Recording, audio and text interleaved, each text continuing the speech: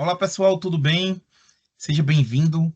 Esse vídeo aqui é introdutório, né? Então, o que eu mais peço para vocês é que deixe o like, se inscreve no canal e aperta no sininho para que possamos sim aumentar a palavra de Jesus Cristo na vida das outras pessoas que ainda não conhecem. Então, quando você faz isso, a ferramenta automaticamente distribui os vídeos para todo mundo que ainda não conhece. E se você gostou muito da gente, tem um QR Code. É só botar aqui no QR Code aqui do lado, colocar a câmera do celular e já vai diretamente para o grupo do WhatsApp. Que Jesus hoje frutifique a tua vida, que essa palavra te dê esperança, algo que você está esperando muito de Jesus Cristo. Até logo. Amém. Queridos, o texto que a gente vai ler aqui está no Evangelho de João, no capítulo 2, a partir do versículo 1. É um milagre muito conhecido de todos, mas eu quero ler o texto completo junto com os irmãos. Capítulo 2 do Evangelho de João, a partir do versículo 1, diz assim: No terceiro dia, houve um casamento em Caná da Galileia. A mãe de Jesus estava ali. Jesus e seus discípulos também haviam sido convidados para o casamento. Tendo acabado o vinho, a mãe de Jesus lhe disse: Eles não têm mais vinho. Respondeu Jesus: Que temos nós em comum, mulher? A minha hora ainda não chegou. Sua mãe disse aos serviçais: Façam tudo o que ele lhes mandar. Ali perto haviam 6 potes de pedra, do tipo usado pelos judeus para as purificações cerimoniais. Em cada um pote cabia entre 80 e 120 litros. Disse Jesus aos serviçais: Encham os potes com água. E eles os encheram até a borda. Então lhes disse Jesus: Agora levem um pouco do vinho ao encarregado da festa. Eles assim o fizeram. O encarregado da festa provou a água que fora transformada em vinho, sem saber de onde este viera, embora o soubessem os serviçais que haviam tirado a água. Então chamou o noivo e disse: Todos servem primeiro o melhor vinho, e depois de os convidados já terem bebido bastante, o vinho inferior é servido. Mas você guardou o melhor até agora. Este sinal miraculoso em Caná da Galileia foi o primeiro que Jesus realizou. Revelou assim a sua glória e os seus discípulos creram nele. Queridos, o texto é bem conhecido de todos nós, né? Com certeza os irmãos já leram esse texto, provavelmente já escutaram mais de uma ministração sobre o mesmo, mas a palavra de Deus ela é inesgotável, né? Então, ela tem a mensagem que a gente precisa ouvir. E ela não muda, é a mesma. Então, muito provavelmente, o que a gente vai conversar hoje já é alguma coisa que você já ouviu, já percebeu, ou você mesmo, ao ler a palavra, já compreendeu. Tá? E isso não é um problema, porque a Bíblia ela não muda. O sentido dela, perdão, é um só. As aplicações podem ser muitas, mas o que a Bíblia diz é o que a Bíblia diz, e o que ela quer dizer é o que ela diz. E esse texto, né, para mim, ele tem um significado muito poderoso, porque ele fala da presença de Jesus em um ambiente, e essa presença dele transforma esse ambiente e transforma a realidade das pessoas que ali estavam. O texto é bem conhecido, mas a Bíblia diz que Jesus foi convidado para uma festa. Na verdade, a sua mãe foi convidada e ele também foi. E ele já tinha formado ali o grupo de discípulos, mas ainda não tinha iniciado formalmente o seu ministério. E participando ele da festa, sua mãe também, acabou vindo. A mãe dele foi falar com ele e Jesus, olha, meu ministério ainda não começou, né? Calma aí, mãe, a gente ainda vai começar, tá? Mas ainda assim Jesus ele foi ao encontro daquela situação, entendeu o problema, ele transformou água em vinho e gerou ali, vamos dizer assim, evitou que existisse ali um grande constrangimento, né, com aquele casamento, onde noivo e noiva estariam extremamente tristes porque no melhor da festa o vinho havia acabado. E eu queria propor aqui, queridos, alguns ensinamentos práticos que esse texto traz para as nossas vidas, tá? E o primeiro deles que eu queria mencionar é o seguinte: é que Jesus é convidado a um casamento e ele vai. E eu acho isso maravilhoso, por mais simples que possa parecer, mas isso é uma evidência clara que o Jesus bíblico não é um Jesus que está nas igrejas, nas denominações, não é um Jesus que está enclausurado em um ambiente religioso. É um Jesus que está na vida, é um Jesus que anda no meio desse mundo, que se relaciona com as pessoas, que está interessado nas pessoas e que vai a um casamento. Né? Provavelmente a família era amiga de Maria, né? E por conseguinte conhecida de Jesus, e Jesus está presente. E eu acho isso maravilhoso, irmãos, é porque o Deus em quem nós cremos, ele quer participar de todas as áreas da nossa vida, de todas as áreas da vida do homem. Não existem lugares onde Jesus não pode estar presente. E eu fico, às vezes, preocupado porque muitas pessoas ainda têm aquele conceito, né, de vida material e vida espiritual. Ah, estou no meu trabalho, estou na minha vida material. Ah, estou aqui na minha faculdade, estou na minha pós-graduação, estou aqui vivendo a minha vida material. Opa, domingo é dia de culto. Ah, então eu vou ali para a minha vida espiritual. Não existe isso. Em relação a Jesus, não existe essa separação.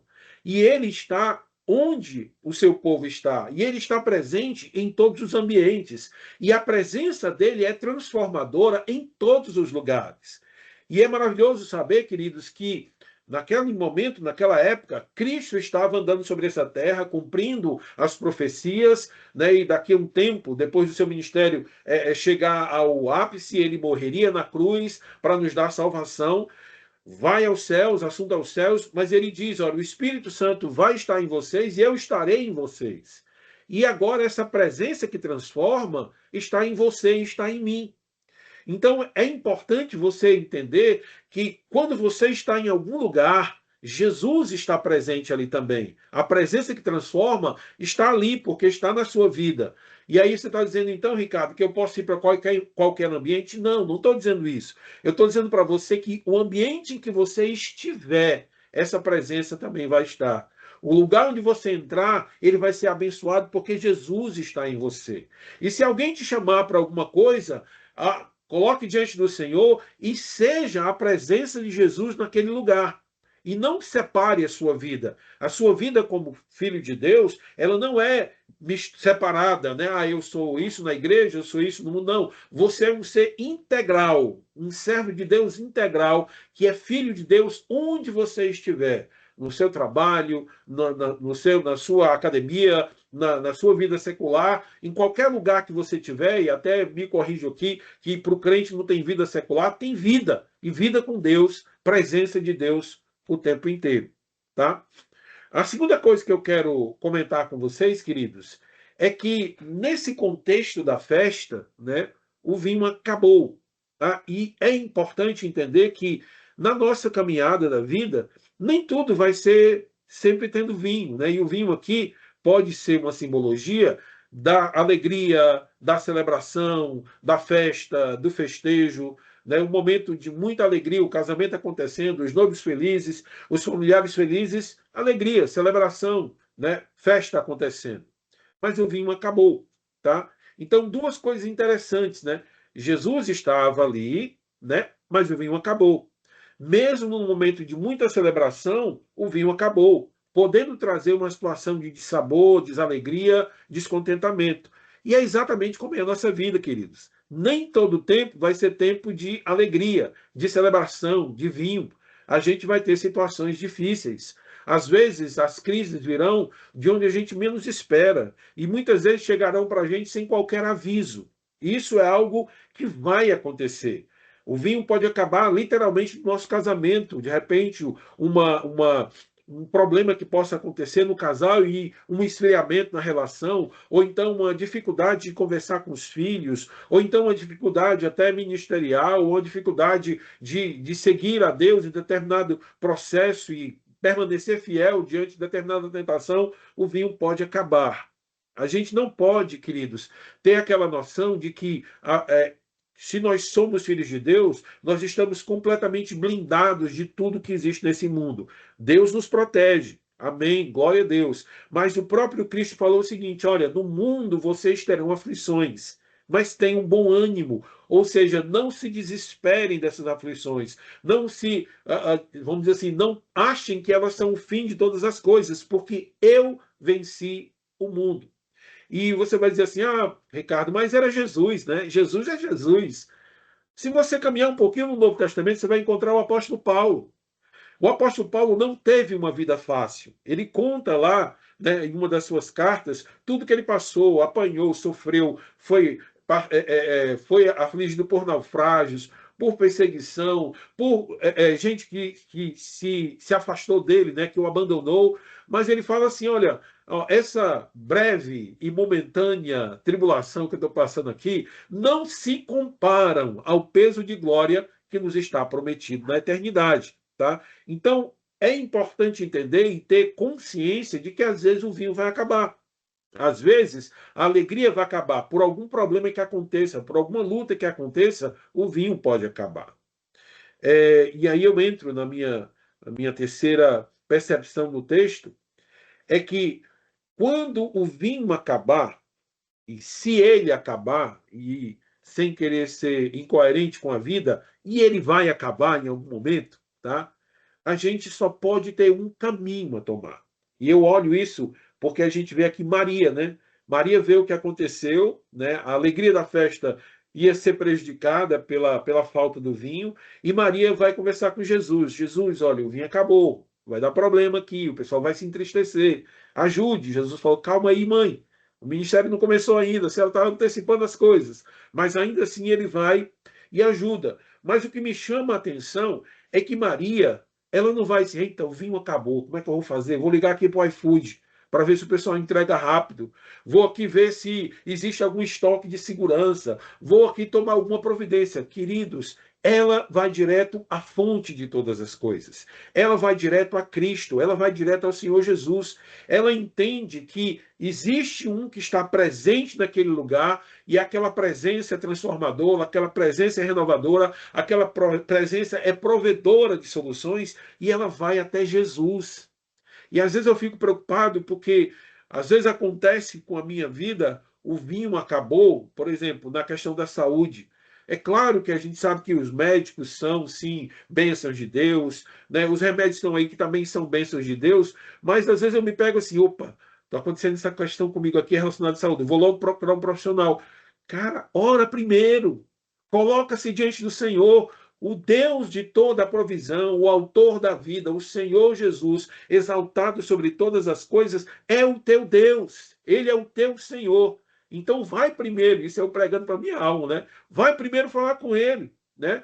Claro que ele pode usar o médico, claro que ele pode usar o remédio, a saúde, a medicina, um chá, o que for, mas ele é o doador da vida. E eu acho maravilhoso, porque Maria vai em busca de Jesus. E até aqui uma dica, né? Se de repente alguém conhecido seu, certo? For membro da igreja romana, você pode chegar para ele, olha, Maria quer dizer uma coisa para você. Maria tem um conselho para você. Aí você lê aqui João 2 e diz, olha, sabe qual é o conselho de Maria? Procure a Jesus. Sabe qual é o conselho de Maria? Vá até Jesus. Busque a Jesus. E, queridos, a gente precisa ter esse entendimento e essa prática, de fato e de verdade, Jesus ser o nosso tudo, aquele com quem a gente conta para todas as coisas, aquele a quem a gente busca em todo momento, aquele que é o nosso principal suprimento para tudo que existe em nossas vidas. Né? Porque a Bíblia diz que nele, em Cristo Jesus, nós temos todas as coisas. E eu acho maravilhoso esse conselho que Maria nos dá. O texto caminha um pouquinho e a gente encontra aqui a outra situação que são os serviçais que estão na festa. Maria diz para eles: façam tudo o que Jesus disser. E aí, irmãos, a gente entra numa questão relacionada à fé que é muito interessante. Porque veja só, Jesus ouve Maria e entende que o problema é falta de vinho. Ele sabe o que está acontecendo. E aí Jesus chama os serviçais e diz o seguinte: peguem essas talhas aqui, esses jarros que eram utilizados nas purificações, mais ou menos 80 a 120 litros em cada jarro, e Jesus diz para os serviçais: encham os jarros de água. A pergunta que a gente faz assim, mas vem cá, a gente não estava precisando da área de vinho? Sim. E por que Jesus mandou ir atrás de água? Aí entra o mistério da fé e da obediência do servo de Deus. Nós muitas vezes achamos que sabemos como podemos resolver os nossos problemas. Muitas vezes nós achamos que temos a capacidade de dizer para Deus: Deus, olha, se você fizer isso aqui, você resolve minha vida. Deus, se você fizer desse jeito, você resolve meu problema. Deus, se você mover aquela pessoa, se o Senhor me abençoar com esse negócio aqui, se o Senhor me der aquele carro que eu estou querendo, se o Senhor me der aquele emprego que eu estou querendo, se o Senhor me der aquela pessoa para ser o meu marido ou a minha esposa, vai dar tudo certo, vai funcionar tudo certo. A obediência ao Senhor não funciona assim. A obediência ao Senhor funciona assim, ele dizendo o que tem que ser feito e a gente obedecendo. E eu acho muito interessante, né, quando Deus vai chamar Abraão, lá em dos Caldeus, em Ur dos Caldeus, e ele chama aquele homem que é de uma nação pagã, que é de uma nação idólatra, que com certeza também tem, vamos dizer assim, a sua própria prática de religiosidade pagã, mas Deus chega lá e chama e diz assim: Abraão, sai da tua terra, da tua parentela, para uma terra que eu te mostrarei. E eu fico pensando que se ele fizesse esse convite a algumas pessoas que dizem crer em Deus nos dias de hoje, a pessoa ia perguntar: Ei, mas peraí, Deus, me diz uma coisa. Lá tem McDonald's? Lá tem, né, será que lá tem farmácia perto? Será que nessa terra tem estrada boa para a gente andar? Será que o meu carro não vai atolar? Né? Será que se eu precisar voltar é rapidinho, tem algum atalho? Não, a Bíblia diz que Abraão vai. Irmãos, olha, vai sem saber para onde ia, sem saber quanto tempo ia levar. E ele creu em Deus. E a Bíblia vai dizer, o apóstolo Paulo vai nos ensinar que Abraão creu em Deus, e isso lhe foi imputado como justiça. E lá na frente, né, quando o Tiago vai falar sobre a importância da fé em relação às obras, ele vai dizer que a obediência do patriarca foi comprovada pela ação dele em fazer o que Deus havia dito, mesmo sem entender. Irmãos, olha, nós não somos chamados para entender os processos de Deus, nós somos chamados para obedecê-lo, para fazer a sua vontade. E Deus é suficientemente poderoso para fazer aquilo que precisa ser feito, e ele tem a visão do todo, ele compreende todas as coisas, e os seus propósitos são sempre os melhores. É o que ele vai dizer ao profeta: eu é que sei os pensamentos que eu tenho a respeito de vós. Pensamentos de paz, pensamentos de não de mal, mas de bem para a vida de vocês. Então, o que Jesus nos ensina aqui é que, mesmo que eu não entenda o que ele está fazendo, eu devo obedecê-lo. Mesmo que eu não compreenda o processo dele, mesmo que eu não consiga enxergar, e até mesmo se eu conseguir olhar assim, rapaz, isso era tão fácil de resolver, era só fazer isso aqui. Não, eu tenho que obedecer a Deus. Lembrei-me agora do próprio Abraão, né, quando recebe a promessa de Isaac, e a promessa aos olhos de Abraão demora, aos olhos de Sara demora, Abraão e Sara têm uma ideia genial. Não, precisamos do herdeiro, né? Já que eu, Sara, não tenho condição de prover esse herdeiro, Abraão, faz o seguinte: está aqui a minha serva, Agar, e você pode se relacionar com ela, e nós teremos aí um filho dela, que eu vou adotar, vai ser meu, e a promessa se cumpre. E eles tentam, irmãos, ajudar a Deus. E aí Deus diz o seguinte: não é assim não, Abraão, tem que ser do jeito que eu digo, tem que ser do jeito que eu falo. Então, o que esse momento nos ensina é que esses serviçais dão uma lição de fé, irmãos, porque eles vão lá e fazem, sem entender, até mesmo sem entender exatamente quem era Jesus. Provavelmente Jesus, no entendimento deles, era só o filho de Maria, né? Provavelmente, de fato, era isso, sem entender, mas eles acreditam, eles aceitam, eles concordam e eles fazem a vontade de Deus. E eu quero perguntar, querida, a você nessa noite, se a tua obediência tem sido assim, uma obediência que não questiona Deus, uma obediência que não tenta ensinar Deus a fazer o que ele sabe fazer, uma obediência que tão somente crê que ele é o Senhor, que ele é soberano, que ele sabe de todas as coisas, que os seus propósitos são os melhores. Então, se ele falou, eu obedeço. E por fim, queridos, mais um tópico que eu gostaria de colocar aqui, que esse texto nos ensina, e claro que ele tem muitas outras lições, né? Ele tem muito mais outros ensinamentos que a gente pode puxar dele, mas eu quero me ater apenas nesses 5 aqui, é que a gente aprende aqui que com Jesus Cristo, o final é sempre melhor. Muita gente quer que Jesus faça tudo aqui nesse mundo. Acham que o ter o melhor de Deus é para essa vida. São imediatistas em relação ao que Deus prometeu e ao que Deus falou. E se contentam com as glórias desse mundo. Né? A Bíblia vai dizer, né, que aqueles que querem os aplausos desse mundo e as coisas desse mundo já têm a sua recompensa. A igreja do Senhor Jesus não. Do Senhor Jesus não. A igreja do Senhor Jesus sabe que durante o processo nós teremos essa presença transformadora, mas o que nos aguarda na eternidade é infinitamente melhor. Olha o que o apóstolo Paulo diz: nem olhos viram, nem ouvidos ouviram, nem jamais penetrou em qualquer coração humano o que Deus tem preparado para aqueles que o amam. Meus queridos, Jesus disse o seguinte: olha, eu vou, mas eu vou preparar lugar para vocês. E eu venho buscar vocês de volta para que vocês estejam comigo onde quer que eu esteja e estejam comigo por toda a eternidade. Tem gente que, ao estudar sobre a eternidade, se encanta com as riquezas, né, que são lá declaradas, ruas de ouro, mar de cristal. Ali são figuras de linguagem para falar da preciosidade do céu, da preciosidade desse lugar maravilhoso. Mas sabe o que é melhor no céu, irmãos? Não são as ruas de ouro, não é o mar de cristal, não são as portas de pedras preciosas da Nova Jerusalém. O melhor do céu é saber que estaremos para sempre na presença do Senhor. É poder olhar para Jesus nos olhos, é poder abraçar o Cristo que nos salvou, nos amou e nos manteve fiéis a Ele durante toda a nossa peregrinação nesse mundo.